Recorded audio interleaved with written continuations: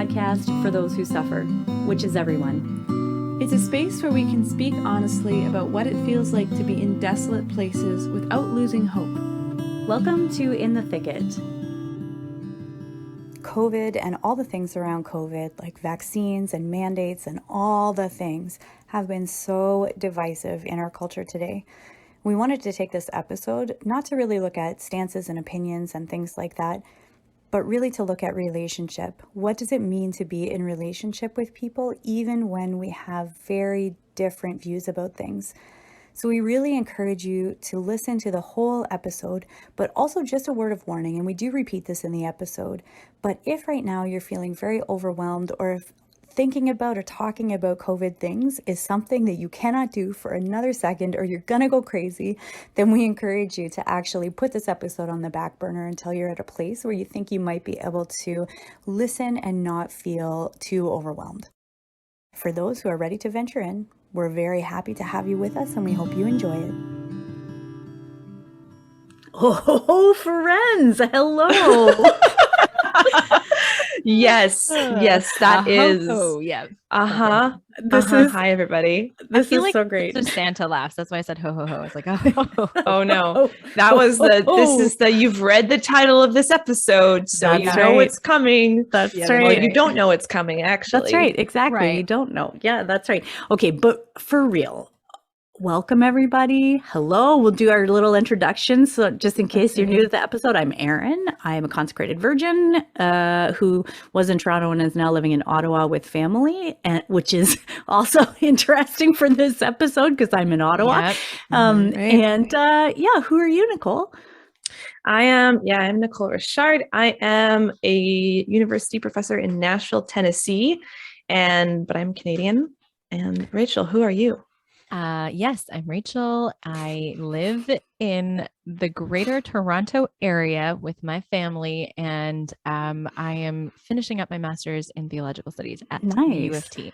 Nice. Yep, Nicole last and I were semester. both giggling because often Rachel's like, she's like, yeah, I'm Rachel. And then and then that's she's it. like, her mind goes Yep. blank and I don't know what else to Oh, that's say. not why I was Honestly- laughing. But Oh, yes. Oh. I was laughing because we were like, Nicole, who are you? I'm I Nicole. know. Rachel, who are you? I'm Rachel. I am That's right. Rachel. It's good. I It's like a know. kid's show. We could I make so much know. money. Yeah. Being children show That's right. presenters. I Yeah, often think exactly. about that actually. You know, the Blue's Clues guys and stuff. I'm like, how hard is that Yeah. job really? You know? Yeah. How did he yeah. get that job? How did he get it? I mean, I don't mean to be disparaging. Maybe it's really hard. Like, who knows? I love Blue's That's true. Clues. It was Me great. too. Yeah, that's it's right. a great show.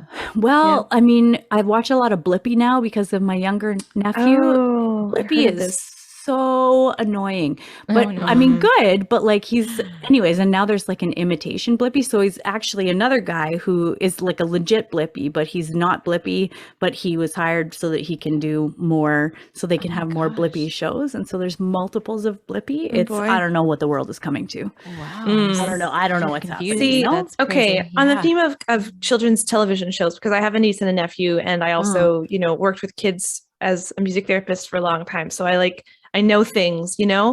Mhm. But Daniel Tiger is like the loveliest children's show. Do you guys know Aw. Daniel Tiger? No. So Sounds okay, lovely. yes, It's Mr. Rogers, Mr. Rogers' Neighborhood, and it's like a spin-off. So some of the characters and puppet things Got it. are on that show, and they're all about, it's basically a show that is about like emotional intelligence, I think, in kids, Right. things like that. Yeah. Anyways, yeah. yeah. Yeah, cool. actually, I was staying at a friend's house last week when I was in Toronto, and her kids were watching Daniel Tiger, and she was telling me the exact same thing. She's like, it's very real things that they talk about, like Yeah. sibling rivalry and what happens when you're jealous of your little sister. Wow. And I'm like, oh, I'm gonna pitch that to my sister for my nephews. And, Yeah, right. 'cause I'm sure it'd be That's a good good. one. Yeah, that was good. That's a good Okay, one. well, listen. Because this is such a big topic, we're just going to jump in today. So obviously, if you've looked at the title, you know that we're talking about Russian ballet and No, you know what I was also thinking? Like, wouldn't it be so funny if we segued into, and now Daniel the Tiger will explain to you how to. See, wouldn't that be lovely? Wouldn't Wouldn't that Yeah, be lovely? that's We right. should have an episode of Daniel Tiger on, Mhm. right? the things On that we're going to talk COVIDs about and today. convoys. COVID and and convoys. Yeah. That's good. Sorry, Oh my guys. No goodness. Daniel Tiger today. It's just That's us. right. No. Just We'll us. do our just best, us. though. Yeah, that's right. Hopefully we have a good deal of emotional intelligence. So I think it'll be We'll check in at the end of this episode to see what that's right. happened. Yeah, no. Exactly. So just to be clear, we do want to invite you, if you are listening right now, to please listen to the whole episode, because even between the three of us, like there are differing, opinions or whatever. We all are unique individuals, and so there might be something that I share that you don't totally resonate with, or that Nicole or Rachel shares that you don't totally resonate with. And because we were talking about this when we were preparing for this episode, because tensions are flaring so high right now, it can sometimes be overload in terms of the emotions that we're having or reactions that we're having. So two things. One is we encourage you to listen all the way to the end of the episode, even if there's something that might be difficult. But then also we would encourage you to that if it is too much for you right now, if you are overwhelmed and you cannot take another thing, then shut this episode off right now totally. and come Totally back get it. later, so so just maybe to monitor your insides. And if you're feeling like you want to murder somebody, maybe just Don't. shut her off for a little while, And don't just murder them. And don't don't If murder you don't, them. then go and watch an episode of Daniel Tiger. That's right. If you're Exactly. I'm sure there's an episode where Daniel wants to murder his neighbor. So, and then he'll tell you all about how to deal with that. That's right. The look on Nicole's face was really great. There's no episode about that. No. Yeah. Maybe Okay. there So will be though now. Sorry. maybe, Okay. maybe Never this know. is true. No. But I want to just invite you, Nicole, because you had seen a CBC, whatever, article about, pandemic and relationships and stuff like that. So we'll start with that as our starting point. So this is what kind of got me fired up, and we started talking about doing this episode. I read an article that I think it's still on CBC. We're recording this on Sunday, February 13th. And it was an article about, how people are having such vastly different opinions on stuff that's happening in Canada right now. For example, vaccine mandates and the trucking convoys and all related things. And they sort of just presented it as if it was just totally normal that people who have been longtime friends with somebody or family are cutting off those relationships because of those differing opinions. And the tone of the article, from my perception, seemed like that it was just normalizing this, like normalizing division of families, normalizing division in long friendships. And I felt really angry because I think that's demonic and awful and terrible, and that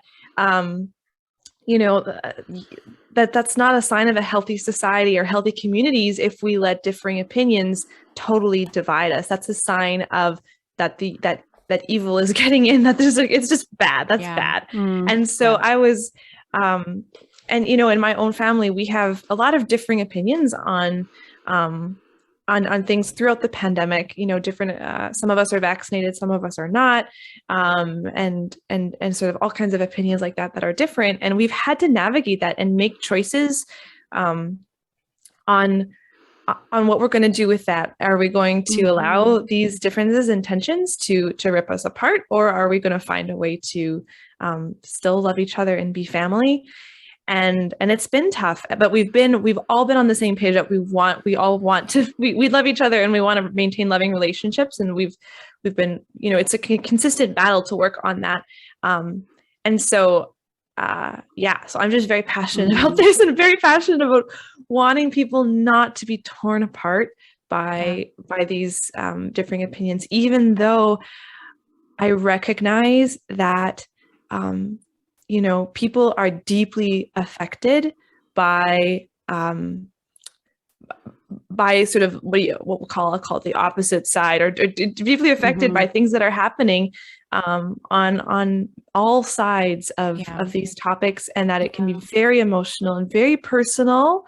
And so that's not a small feat to strive for community and strive for communion with people who are different, and that it is sometimes a situation of loving our enemies.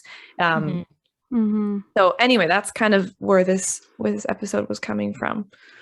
Yeah.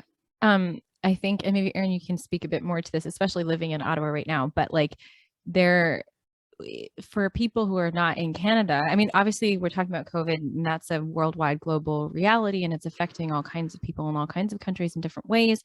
But right now in Canada, there are specific things that are happening that's why the CBC article has come out, because we have a truck convoy where people are making protests, civil protests and all kinds of issues. And so it's very current for us. Like it's not just general pandemic stuff. There's like current things that are ongoing in our society that people fall on all kinds of sides of the issues in very passionate ways. And it's resulting in this division that's being encouraged, which is really, which is the thing that we're like, whoa, okay, we're in a democratic society, but and we have all kinds of opinions, but that should not result then in breaking relationships between parents and children and brothers and sisters and all kinds of different kinds of things. Yeah, it's like the thing when we were kind of talking before, just to prepare for this episode, one of the things that I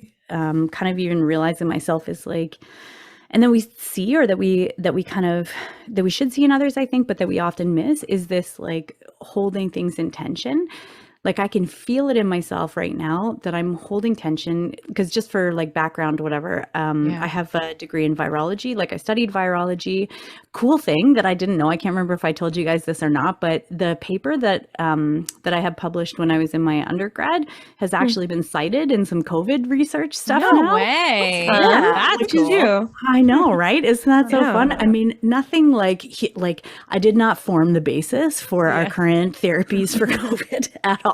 But I saw that and I was like, oh my goodness, that's very cool. But anyway, so cool. Like I did have some background in virology, and then I just finished this degree in theology, specifically moral theology. So, and can I pause for a second? When Erin says a background in virology, she means PhD work, like high level graduate work in virology.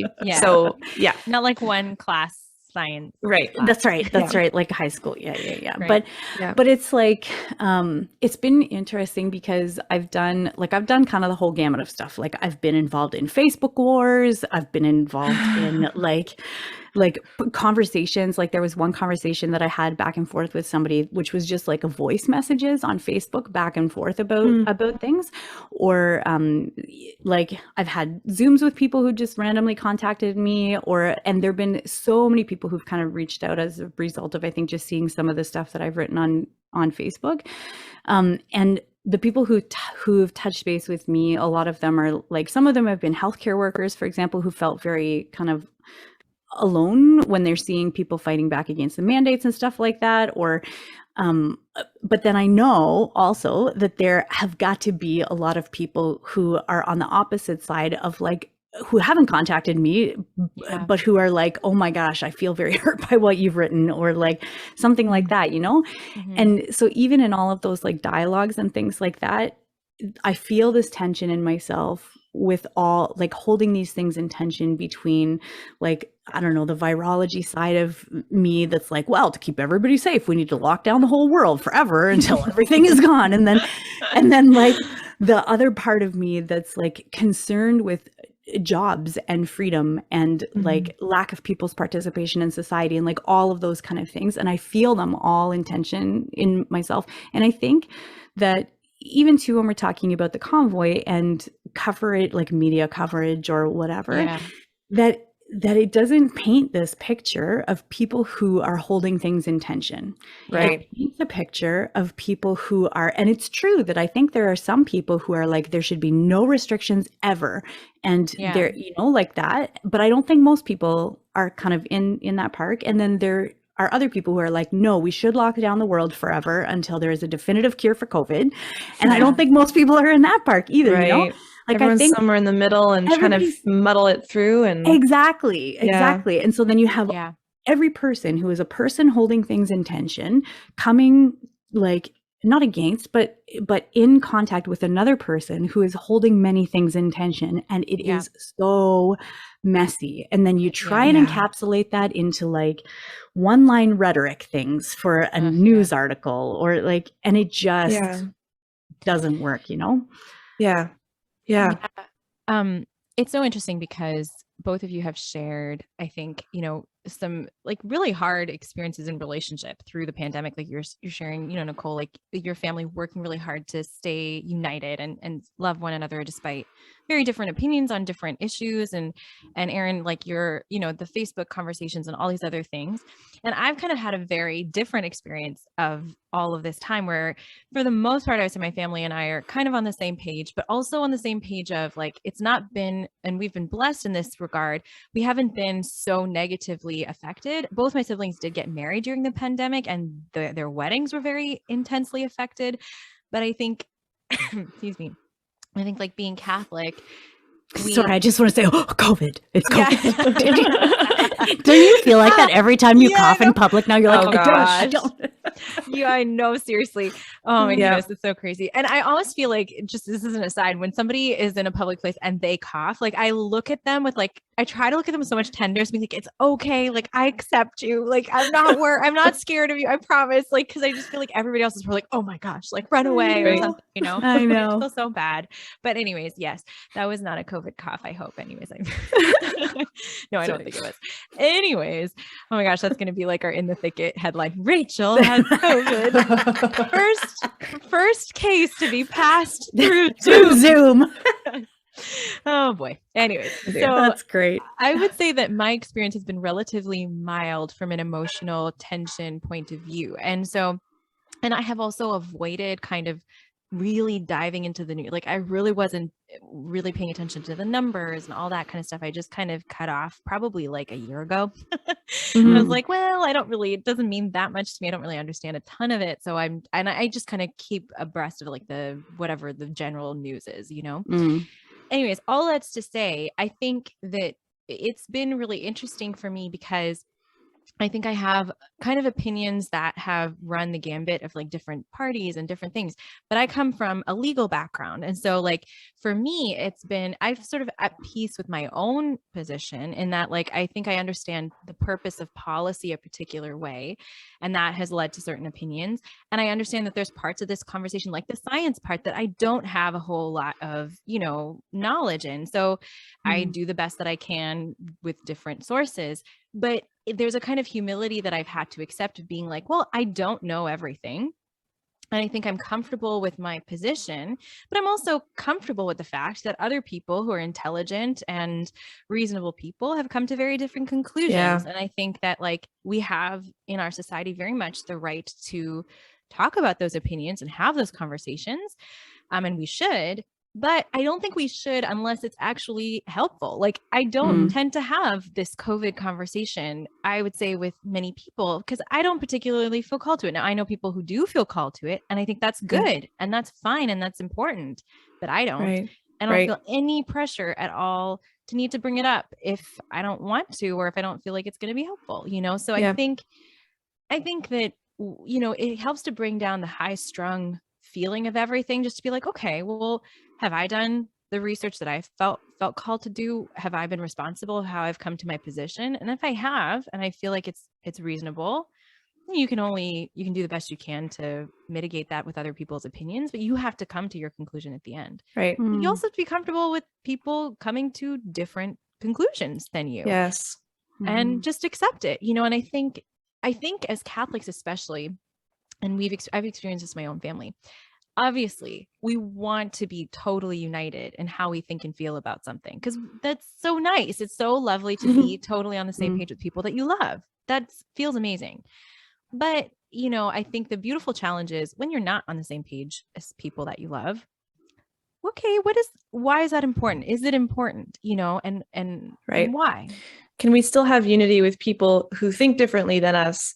And I think the answer has to be yes, because even if we look at the church as a whole, there's so much diversity and in all different sort of flavors within, Catholicism itself. And it's that every time the church has promulgated a new kind of doctrine, not new doctrine, but like maybe cemented a certain belief in church teaching, there's always a ton of conversation that comes from it and a ton of almost chaos.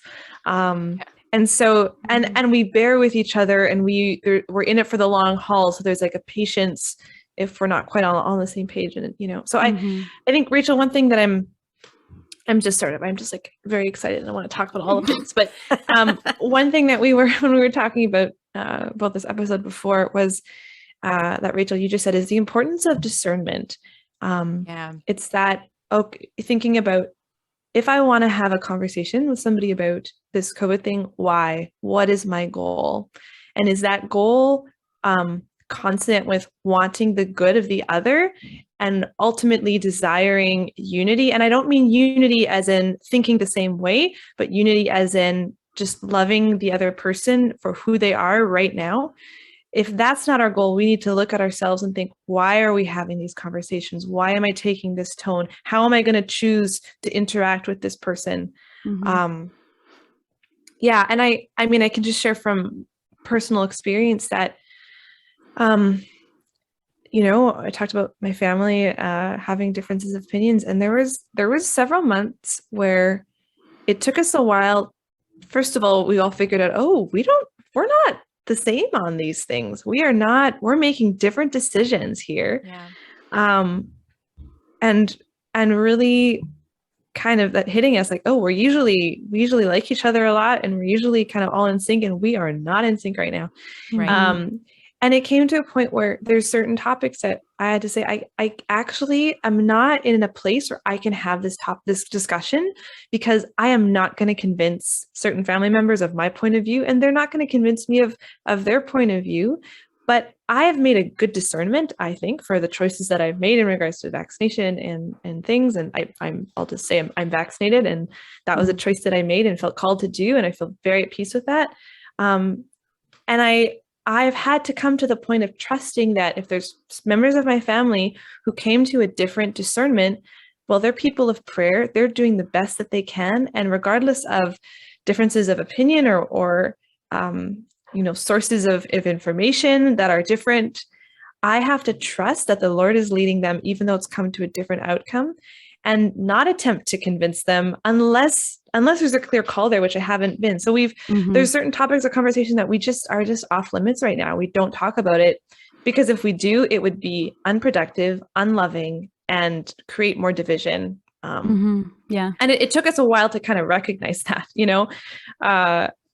and some tense things, and some not talking to each other for a while, and some, just really tough stuff. But I think sometimes that is a solution of maybe we don't have to convince everyone to think like us. If we can trust that God is leading everyone and it looks different, and can we, I don't know, maybe that's oversimplifying it, but that's how I've reconciled it in my own head, Yeah. And sometimes I think some of that stuff will come after, because in 10 years, so many of the questions that we have right now will actually be very resolved, like in terms of like, are vaccines safe? Were they safe? Were they like even just some basic stuff like that? Like the further we go out from it, the in some sense, the easier some of those conversations will be. And also when it's not so pressing, right? Like when we're not still in the middle of a pandemic. And because I think that's some of what I have felt, kind of in contrast to you, Rachel, like I have felt very called to be part of the conversation, partly because I have time, and then partly because I have these two some expertise ways of knowledge. Well. That can be helpful. And I've had a lot of people say, like, it made me feel less afraid, because there's so much information out there and it's impossible to sort through. Like I felt incapable of sorting through it or knowing what was true and what was not true. So like, I know you and you're not insane. And like, I can, so if you're telling me this, I'm like, that gives me some kind of reassurance, which I was like, I'm very happy if I can do that. But this is the thing also that I found too, is that that I can see in myself this trend towards rashness and towards insensitivity if I'm engaging in these kind of public conversations on Facebook or wherever, but I'm also not having personal conversations with people who don't believe the same way that I do. Yeah. And I've noticed also that in two particular conversations that I can think of with friends, like with good friends who don't fall in the same vein as kind of what I'm thinking about stuff with respect to the pandemic, but those conversations have been so fruitful because we can see very clearly that where we're on the same page. We can see very clearly where we're not on the same page, but because there's love that exists there in the relationship, we can also, like, I can't write them off as just like a Looney Tune who's, ignoring science, or like, I can't do that because I know them, because I know their goodness. I know they're seeking truth honestly and authentically. Yeah. And so then it actually, that turns it around for me, and I have to look at myself and see like, okay, like how am I, like I have to look at my assumptions about other people that I don't know and think like, okay, well, maybe they might be a good person too. Like it helps me to see the humanity of everybody, you know? Yeah. Oh my goodness. That I think is something that has bugged me the most about this whole slew of conversations that we've been in for the last couple of years. So from my background in law, my perspectives and all those kinds of things, and I know that Erin, you can share this from your perspective, and everybody can share this. Like there are certain things where I'm like, well, I think that's stupid. Like I think that is a stupid decision, and I think we all have different things from our perspectives. We look at something and we feel like it's reasonable to say that that's not a smart decision based on these criteria that we are evaluating that decision by. And I don't think there's anything wrong with that, with people saying, looking at something, well, based on how I would think about it, I don't think that's a very smart decision. But what has happened is we've turned from like, well, that's a stupid decision for these reasons, or I think it's a stupid decision for these reasons, to I think you are not just a stupid person, but you are a bad person. You are not a good person because you fall under one camp or another. And I have a huge problem with that because I mean, just what you're saying, Erin, like I know from our conversations, like there's people who are in different sectors and have different experiences who have felt so validated by some of the things that you've said. And like you said, there's people from other sectors with other experiences that have completely different opinions. And all of those people have been seriously impacted by this time and by this period of time and everything that's gone down. And I think like, okay, we could even say like my brother and I could say to each other, well, I think you're being stupid. Like this is a stupid way to think about it.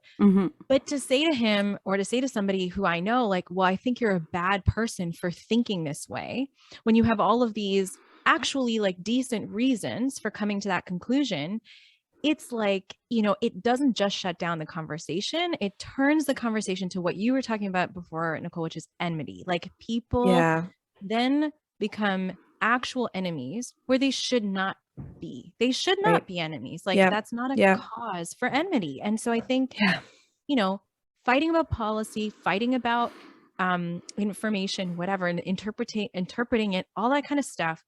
If you have the aptitude and the emotional capacities to be able to be in those conversations, that's good. I would even say that it is good.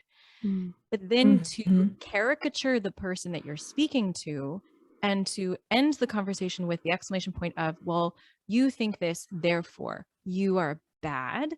I think that is not just oversimplifying everything. It is really like a spirit of evil. Like we really need dangerous. To yes. Yeah, we really do. Yes. It's that's the problem. That's the enemy, is us getting sucked in to defining people by a certain opinion and a certain camp and not seeing them as a whole person anymore.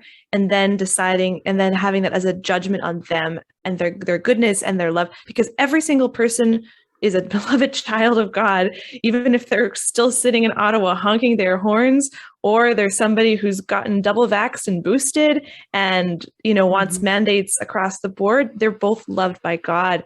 And we have a responsibility as Christians to love these people too. And and if we're not doing that, we are not acting as Christ would. That's a danger. It's true. And even I think it's possible to do that. It's possible to do that even while we're calling out misinformation, let's say, or while we're challenging. Like, like, I mean, I have to say, and maybe this will be controversial if somebody is listening or whatever, so just bear with me. But I have to say that for a prime minister, for example, to say things and caricaturing like a whole demographic of people as, you know, a fringe minority or racist or misogynistic or things like that, like it's so unhelpful. But the reality is, I think that's much easier. Like sometimes you just go down the easy train because it is so difficult. And everybody at this point of this pandemic is so damn tired of everything, of not seeing people, of financial things, of talk about what's real and what's not, of sorting through information. And it's this fatigue that is it just wears on you so much that it becomes that much harder to actually, like, I'm planning on, for example, going down, because I've been down to St. Pat's a few times for mass, right? So there's like trucks right out front of St. Pat's Basilica, and I can understand why people downtown would be super really frustrated, irritated. Yeah, real irritating. But I'm planning on going down there this week at some point and just talking to people because I know in myself, I just feel like I'm tired. Like I'm so tired, and it's so much easier. And I can see it in how I speak about things. Sometimes I can see it in like a lot of the things that I do. And so there's a big part of me that's like grateful actually for conversations like these, because it helps me to identify the places where I am like failing in charity or where I'm just tired. And the reality is if I'm this tired, then I need to just shut things off for a while.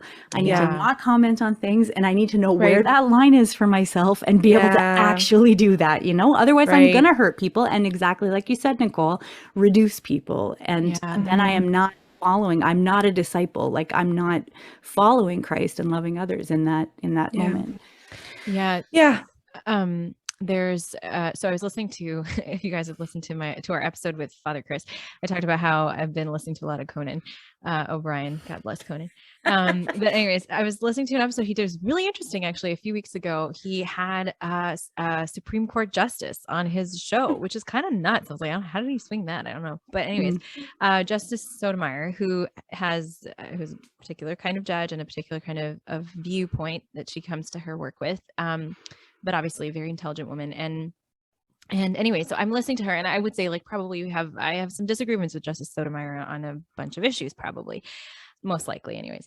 But she was talking about, they were having this conversation about the collegiality of the court, and that's a relatively new phenomenon. They said like since maybe the 80s is when this is sort of really developed. And it's this idea of the judges all eating lunch together and building kind of a community, you know, like a workplace community. Thing is, you're talking about the Supreme Court of Justice in the US, where there's like massive, serious disagreement on many important issues. Massive disagreement, and disagreement that we all know about because they literally have to write it. That's their job, you know? And so it's like so she talked about it, and she said what has helped them, and what is the foundation of that collegiality, is a recognition that though you come at it from very different perspectives, you have this same love for your country, and you have the same goal for upholding, you know, a good quality of life, the integrity of human beings, their dignity, like all of these principles on which, you know, certain laws are built that these judges have to interpret and apply, whatever. It's the fundamental respect that the other person shares at least your deepest goal. Now, after that, it may be the very deepest goal, because beyond that, maybe everything is like, you know, you're on opposite sides. But it's kind of an assumption of good faith. Like I assume that you want what's best here. I disagree with absolutely everything of what that means to you. And that's important. Like, I don't want to brush over that and be like, you know, well, it doesn't matter. No, it matters massively. It's a hugely important thing. But you got to start with a deep respect. And like you were saying, Nicole, like these are children for us as Catholics, these are children, sons and daughters of God. And we have to approach the conversations we have with people with that kind of ultimate deep respect. And I think, you know, I loved the episode because I would agree with her on a lot of what she said in that episode, although I would disagree with her on so much else. And I think we have really gotten used to caricaturing people in a way that we lose respect for them. Yeah. And we should not. We should fight for respect. We should fight for respect. Like, Like to respect others. yeah, Yeah. exactly. Yeah. Exactly. Yeah. Fight to respect others. That's right. I think that it's more possible to have frank and intellectually satisfying debates and conversations with people about issues when we are able to respect them. In some sense, to be honest, that's the foundation of our legal systems in the West. Like, you have two lawyers battling it out, but there's rules, and they have to follow the rules for how they have that that battle. Battle. Yeah. Yeah. But the rules allow it so that the battle is productive. And, Yeah. and it's not always the best. I'm not here advocating that, legal processes are fun and great. They're awful. They truly are. But, we need those rules because it enables us to have, productive processes. Yeah. And I think there's some level that trickles down into our personal conversations. Like, yeah, I can fight to respect you, even as I'm like arguing really passionately with you about this issue. Yeah.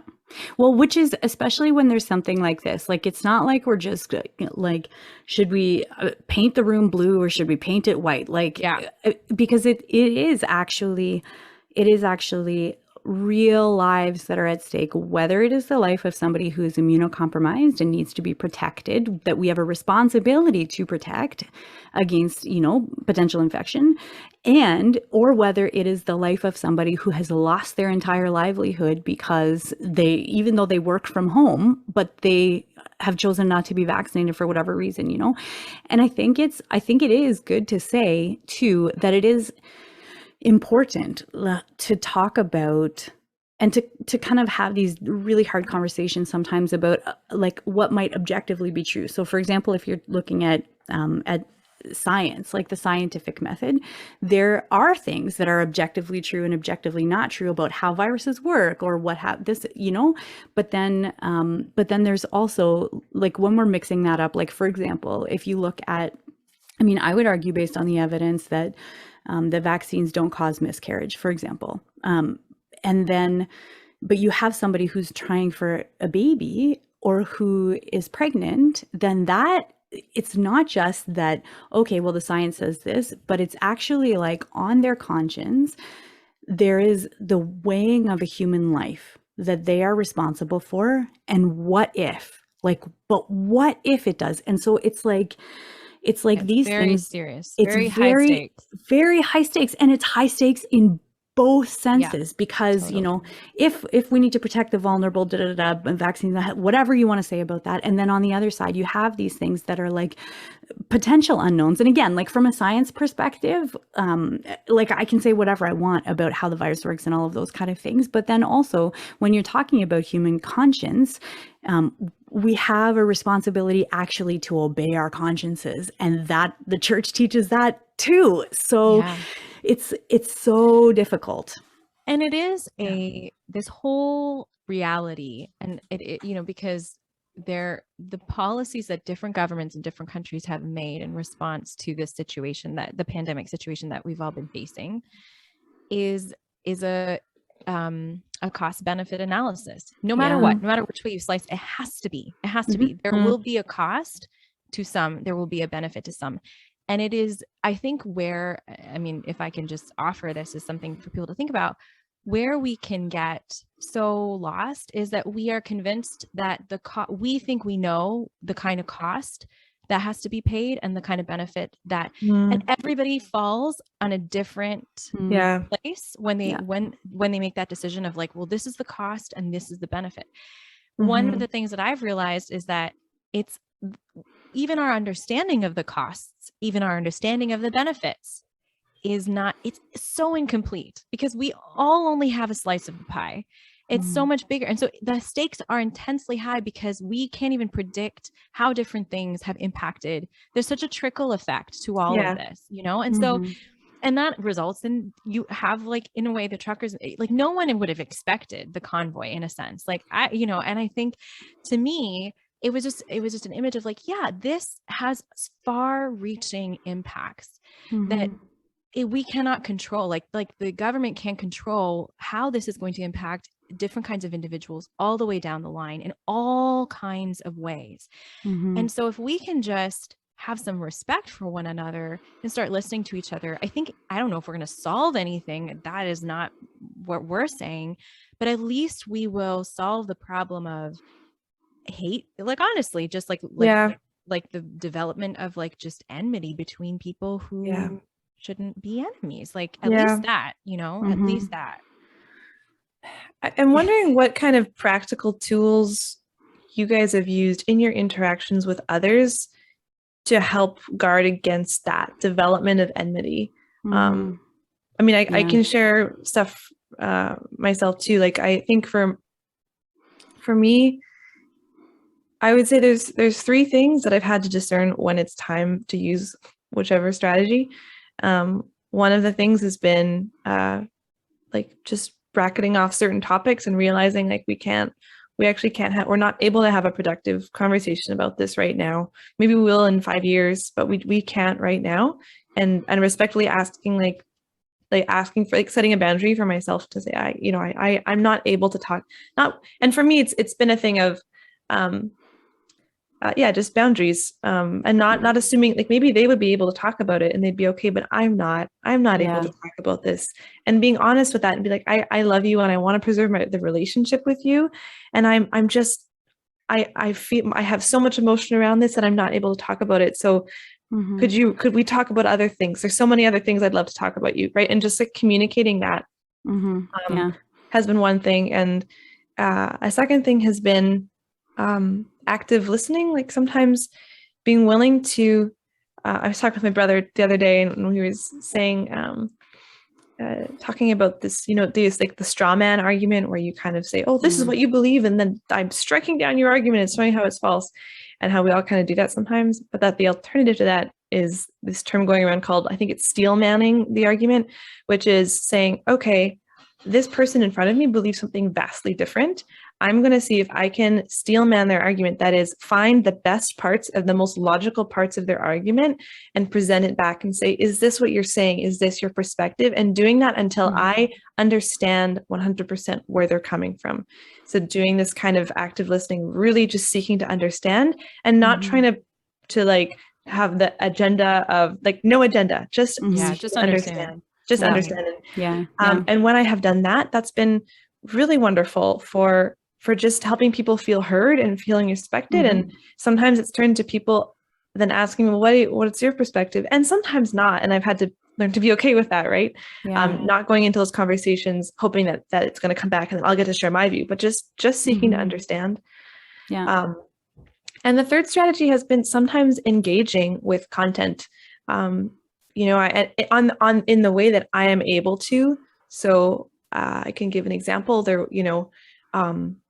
I was talking to some folks about ivermectin, and they were really kind of saying, hey, like this has been shut down and it should be used, and there's all this evidence. And I was curious. I thought, well, okay, this is a Nobel Prize winning, like not hashtag, like quote unquote miracle drug for a lot of different things.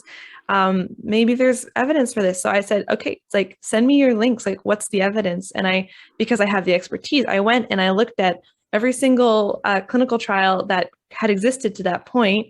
And I read the methodology section for each of those papers. And unfortunately, I didn't find anything that convinced me of it because, and that's my own, like looking for a double-blinded randomized controls trial that has significant results, and that just wasn't there in what I read. And maybe, who knows, this is a few months ago, and then was able to have a conversation and say, hey, like from my own background as a researcher, this is the angle that I can come at, and this is what I found, and just have a conversation and enter into that dialogue. And that's been okay sometimes too. But I was only able to do that because my attitude was, I want to understand. I want to see if I can understand. And I wasn't out to prove anyone wrong. I wasn't out to whatever. I just actually wanted to understand. So those have been my strategies. What about you guys? Yeah, those are really good. I found personally that that some of the strategies I've used have been in terms of not categorizing information for the sake of like pigeonholing somebody, but I found that I have a little bit more freedom to move around in conversations or to try and understand people if I have a structure kind of in my head of like what we're actually talking about. So like the two things that I found most helpful, one is kind of understanding freedom, because that's a big thing right now. So like, okay, in the Catholic understanding, what we understand freedom to be is the ability to choose, the ability to do what we ought. That's freedom, you know? But then when you look at what that looks like, well, so we ought to protect those who are vulnerable. We ought to ensure that people have meaningful work that they are able to do. We ought to like all of these kind of things that we ought, and that everybody has these visions of that we can find very common ground in looking at what we ought, because I think everybody wants to protect the vulnerable. Everybody wants to ensure that people don't lose their jobs or their choices. Everybody wants to, you know, all of these kind of different things. And it's how we accomplish those oughts that we diverge a lot on. So I found that that's kind of really helpful, is to have that framework. And then even just in recognizing the complexity of this idea of competing rights, right? Yeah. Like even downtown Ottawa, protesters have a right to protest. What you mean by protest and where that starts and ends is very different. You know, we can talk about that. And then also people who live in their homes have a right to sleep. They have a right to, you know, live peacefully in the place that they are, whatever. Like, and again, I feel like with all of those things, we can agree on a lot of what the rights are and what they might be. But then the difficult part is when those rights are coming into conflict with each other. And what does that mean? So I found specifically for that, that kind of like what you were saying, Nicole, is looking at the different angles of things and looking at some people who have some thought on those things from different angles has been helpful for me to try and see different viewpoints before I engage with a wider group of people, where I'm gonna, because I don't want to just like crap my own thoughts on anybody necessarily if I haven't actually examined things first. And then to be charitable when I am actually talking about those things, which I am not perfect in at all. But at least to try my best to do that. How about you, Rach? I really like those. I think it's been interesting because I really haven't felt called to engage in like a lot of debate or anything like that with people about different opinions over the course of the pandemic. So for me, I think I was just kind of watching and observing and stuff like that. And kind of in a lot of conversations, I think that's kind of where I would fall, is just kind of listening to everybody who was talking and just not feeling called to really contribute, which I'm going to be honest with everybody, that is very rare. Yeah. I'm usually like, hey, I'm going to jump in, right, interrupt you both and just tell you what's right. You know, I'm like not good at listening. So that's been cool. It's been cool to be like, oh, I just feel called to just kind of listen. But I do, you know, I would say my opinions on policies have changed. Like, I think I was a much more concerned at the beginning, now less concerned, like, you know, currently with the situation or in terms of the health stuff. Like, but like, I think one of the things that was interesting is I have certain family and friends that I vehemently disagreed with at the beginning. And now we have a lot more in common than I originally thought, than I originally had in common with them. And that could change again, you know? And so I think like just recognize like, oh, okay, like my understanding of the situation actually has evolved a ton. And I think because I don't really have a direct skin in the game, I don't have direct skin in the game, it's been a little bit easier for me to be like, well, thinking about it a little bit more detached, in a little bit more detached way, just being like, okay, like, and just watching myself and like kind of observing my own development of thought on different things as the pandemic has progressed. So that's been kind of interesting, just to be self-aware, be more aware of how I'm developing and thinking about things. And then I think the charitable thing is huge for me. Like, I think in some ways it doesn't really matter to me who I'm talking to in terms of what their opinion is, in terms of my priority to, you know, be present to them and just respect them. I think that's really important to me. Like, I want to feel free to not I don't want to be caricatured by anybody based on my opinion, but I'm not really afraid of that. I'm like, well, you can if you want, like that, you know, it doesn't really impact me so much, but I don't want to caricature you. And it's not even, some conversations I've gone to be like, I don't think we're going to agree. I think I'm pretty sure we're not going to agree about any of it. And then I just go to the next point, which is like, well, it doesn't really matter. That's fine. Like, we don't agree, but I can listen. Like, it's good for me to listen. Right. And yeah, you know, my brother taught me this a long time ago, actually. Like, he's come up so much because we have a lot of conversations about lots of things. We agree on most things, I think, but we come at stuff from very different perspectives. I think we end up in the same goal, but like, we just have different minds, you know, different ways of thinking, even applying the same principles. We'll just use different language to apply it. And so it's like, we can communicate over each other a lot, and we're very close. So over time, we've had to learn to like communicate with each other. And I think what's become more and more clear to me is like, you know, maybe I didn't really get it. I didn't really get what he was saying. Like, I thought I got it, but maybe I didn't. And to keep assuming that I could understand better, and that maybe even I could learn something. Like, even if I'm convinced that I won't, and it's happened to me too many times for me not to now adopt that as a like conversational philosophy. Like, I probably can learn something here, something, you know. And I like that. It's like a very humble attitude to go into the conversation with. It's very freeing. I will say that it's extremely freeing. And I think God has really given me that as a grace, because I get it. I get being super passionate. That's my personality. Like, I can be super passionate to the point of like blindness, you know? And it's been really nice to be like, oh, there's another way to be super passionate that just is like humble and like free, you know, like, okay, I really think this, but probably learned something from this person. Even in the case where like I would say for some of the, in terms of like the scientific realm or whatever, that there are some things that, so I think that it's important for us to go into a lot of things and just be open to the Lord changing our minds, like through other people or through just him softening or changing our heart.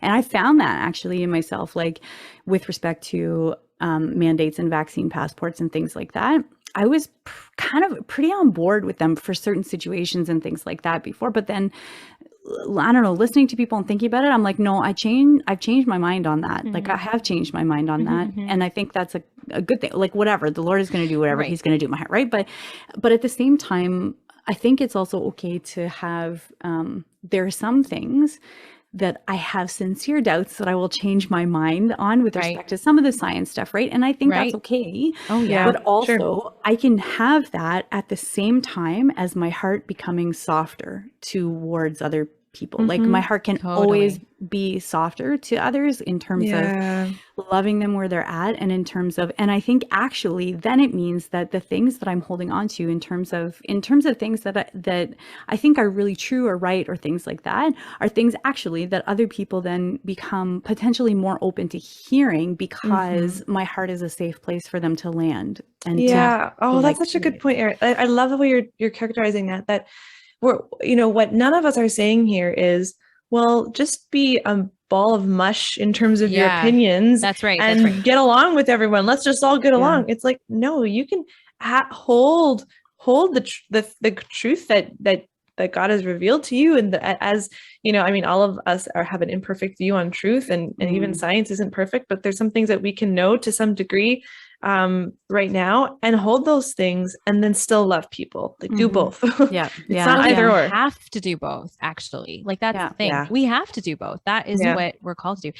And at the end of all of like being like, we'll love people, like we're saying, well, no, it's really important that you pursue good information and truth and whatever. But I also want to say that in the hierarchy of truth, though, you know, this is not unimportant. It's very important. But it falls in the realm of like, because there is information, like Erin, you would understand the scientific information. There is policy information, all kinds of different kinds of information that have to be pulled together to make decisions in this situation. And that is a prudential thing, like to then take all this information and make a decision about it. There's a reason why we all have different opinions on this, because it's not like God don't bless, murder someone. It's not God bless all leaders right now trying to navigate this. I would not want to be in charge right now. Well, no, thank you. I don't know Sorry if I to want to be in interrupt charge you. ever, but definitely not right now. Yeah. Stay tuned for Rachel's career. All right. That's right. That's Yeah. right. Yeah. But Sorry, yeah, Rachel. so Yeah. no, I mean, I think that's my point. Just The like there's a hierarchy, and Mhm. like that's also important to know. Like, you know, when you're dealing with your friends and family, especially those who are Catholic, who are like, you both love Jesus, you both follow the church. Like, Yeah. as long as you're sincerely trying to pursue those principles, there, you know, like there is, and I'm not saying it's all relative. There you may be missing some information somebody else has, and that's important. Yeah. Mhm. But it is not eternity important in the same way. Like, especially if you're doing it in good faith. Actually, if you're doing it in good faith, you're probably okay. You know, you don't have to stress about it too much. So I think like that's the other thing that helps me is to be like, well, this is my sister in Christ. This is my brother in Christ. I can see that they're pursuing this matter in a Mhm. very sincere and wholehearted way, and they're being open. Right now we disagree, but at the end of the day, they want, again, there's good faith here. They want what is best for people. They want they want the Lord's will in this situation. Mhm. And I trust that God will guide them. If I think they're terribly wrong, he will guide them back Yeah. to himself in Mhm. some way. And Yeah. but Yeah. he may not. I might be wrong, you know. Right. Maybe I'm And terribly wrong. And that it's not my responsibility to educate everyone on what That's I right. think their truth is. That is not my responsibility. It may be my Mhm. responsibility for certain conversations at certain points to share the perspective and the angle that I have. Absolutely. But not for everyone all the time. Yeah. Yeah. Mhm. Yeah. And Yeah. I think that self-awareness, honestly, in this whole conversation, like how much, you guys, have we all just grown to understand ourselves better in this whole Yeah. experience, you know, like, And if not, that's also maybe, you know, need Right. to ask Like, ourselves take stock of potentially that. why. Yeah. That's right. Yeah. Yeah. I mean, and so instead of doing a God wink this week, I think we wanted to maybe issue a challenge to people. So Yeah. there is something that I used to talk to the students at Newman about the fundamental beer principle. And it's kind of like what you're saying, Nicole. So like, Yeah. this week, so the fundamental beer principle would be like, I should be able to have a conversation with somebody during which we can totally disagree, even passionately, and even at the end of the conversation, not be on the same page at all about what we believe to be true about something, but we still should be able to go out and have a beer and enjoy each other's company after that conversation, or have a conversation drinking beer, Over beer. maybe, over beer with stuff, right? So when you're talking about like steel manning somebody, that would be, I think, a good challenge for everybody who's listening, for the three of us, to sometime this week or in the next little while to actually talk to somebody who we know we might have differing opinions with. Go out for a beer. Now that things are opening up again, if they're open where some of you are, and they will be opening up, go out for a beer with somebody and see if you can steel man what their views are, like where they're coming from, you know. Seek to understand. And if I can add to that, maybe that's not an option for you, or maybe there's a relationship in your life that it's just like it is cycles of argumentation that is going nowhere. To maybe have a conversation where you can attempt to tell this person, I love you so much and I really want a good relationship, and I am not able to have these conversations. Could we talk about other things, or just something? I mean, it might be, the actions might be different for everyone, but to take some sort of action that prioritizes your relationship with people over their opinions, and and do some sort of action with that. And I'm pretty sure that probably everybody who's listening knows which of those two things the Lord might be placing in front of them right now as something that he might be calling you to do. So ladies. I've said that before. But this has been so great. Yeah. It's been so helpful. And we hope that everybody who's listened to this has found this helpful. If you have found it helpful, or even if you found it awful, we would love for you to share this with a friend or with a bunch of friends, or because I think these conversations really do need to happen. And if you do something this week or in the next little while that does, like we said, like prioritizing loving and relationship and good dialogue or good boundaries or whatever it is that you need to do, let us know how that goes. We'd love to hear from you. Yeah. Totally. Yeah, we're Sweet. praying for you guys. Praying Yes. for you guys Pray lots. for us. Yes, please. All right, and we'll talk to you all next week. God bless Bye, you. guys. God bless. Bye. Bye. Thank you for joining us for this episode of In the Thicket. If you like what you hear, give us a rating and hit that subscribe button. We have new episodes every Monday with more stories and honest conversations about life when the going gets rough and the hope and humor amidst it all. We'd love for you to join our community on Instagram and Facebook at In the Thicket Podcast. While you're there, let us know how we can pray for you. God bless and see you next week.